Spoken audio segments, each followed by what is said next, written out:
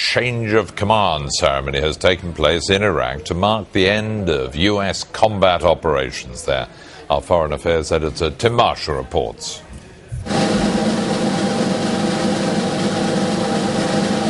After 7 years of fighting, the Americans say this is a new beginning. Operation Iraqi Freedom officially came to an end.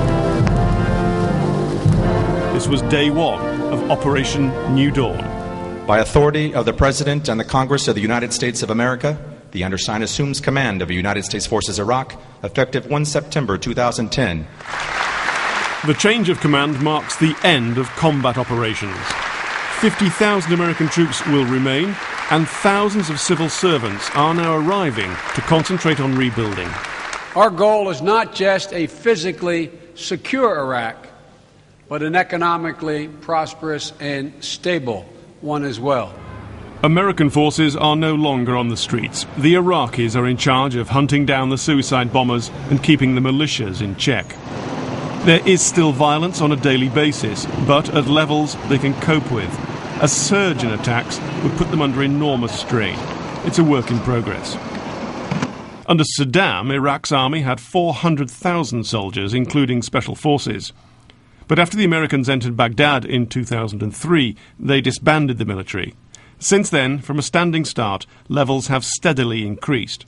Today there are 660,000 men in uniform, 440,000 police officers, 220,000 soldiers. The Americans are still involved in training them to fight an insurgency.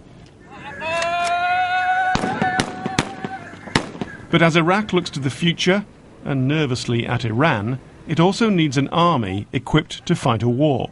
I'm not going to put a time ceiling on this for how long, but it is a process, because any country needs to have a viable air defense system, Air Force capabilities, naval forces. That is for the longer term.